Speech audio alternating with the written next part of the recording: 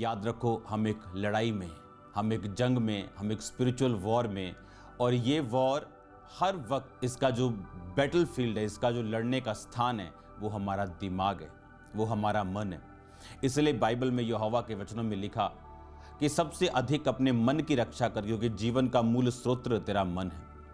Imagine करो जब स्वर्गदूत जो हर वक्त परमेश्वर को देखते थे और उसकी उपस्थिति का आनंद लेते थे, बाइबल कहती जब शैतान गिरा दिया गया तो शैतान ने 1/3 स्वर्गदूतों को अपनी ओर कर लिया। वो स्वर्गदूत जो परमेश्वर को देख पाते थे, वो स्वर्गदूत जो स्वर्ग में रहते थे, किस तरह से शैतान ने उनको क्या बोला होगा कि 1/3, कि अगर 100 करोड़ स्वर्गदूत है तो 33 करोड़, अगर 200 करोड़ स्वर्गदूत है तो 66 करोड़, मतलब इतने करोड़ दूत शैतान के साथ हो गए। बाइबल कहती है कि 1/3 जो दूत थे वो शैतान के साथ चले गए और 66% परमेश्वर के साथ रह गए और कुछ शैतान के साथ चले गए।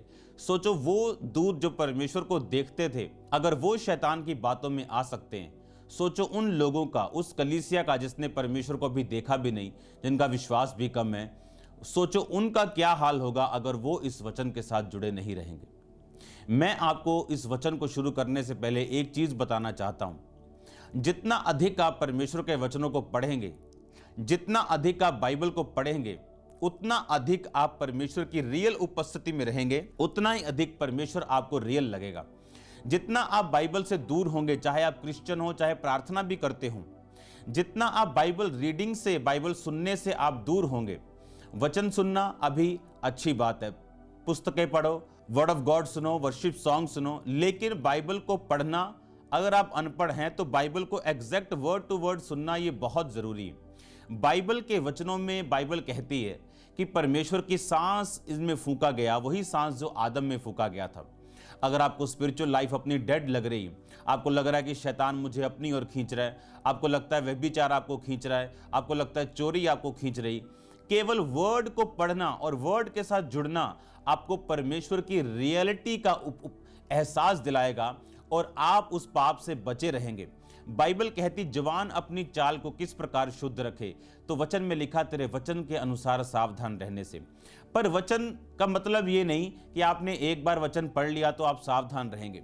एवरी डे आपको वर्ड पढ़ना पड़ेगा, एवरी डे, रोज, एवरी डे, एक भी दिन अगर आप बाइबल मिस नहीं कर सकते। बाइबल कहती है अगर आप वचन को मिस नहीं करते और प्रेयर लाइफ आपकी कंप्लीट है, आप बहुत सारे गुनाहों से, सिन से बचे रहते हैं और ये आपके जीवन के ऊपर कब्जा नहीं कर पाते। आपको ये बात बड़े ध्यान से समझनी कि आपकी विल पावर कुछ नहीं कर सकती। आपको मालूम होगा ये चीज गलत है, लेकिन आप फंसते जाएंगे जब तक आप बाइबल को नहीं पढ़ेंगे। एवरी डे जब मैं अपने प्रेयर रूम में जाता हूं, मैं बाइबल को पढ़ता हूं। जब मैं प्रार्थना करता हूं, बाइबल पढ़ता हूं, बाइबल पढ़ता हूं तो प्रार्थना करता हूं। ये दो चीजें कभी भी मैं अलग अलग नहीं करता हूं। जैसे ही आप वर्ड को पढ़ते हैं, ये वर्ड, ये जो लिविंग वर्ड ऑफ गॉड है आपकी लाइफ में परमेश्वर का, ये आपके लिए जीवित बनता जाता है।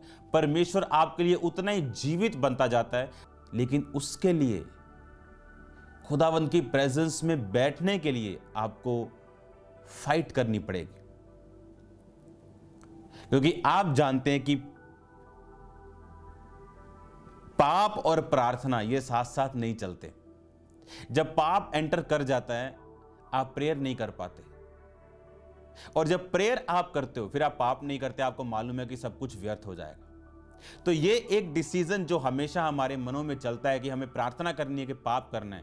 और जब आप प्रार्थना करने का डिसीजन लेते हैं, आप जितना खुदावंद की प्रेजेंस में होंगे, उतना वो अभिषेक आप पे रगड़ा जाएगा, और एक दिन ये इतना रगड़ा जाएगा, समा जाएगा कि ओवरफ्लो होगा। कि अगर तू मुझ पे विश्वास करे तो मैं जीवन जल की नदियां तुम में से बहा दूंगा, वो वर्ड पूरा होगा।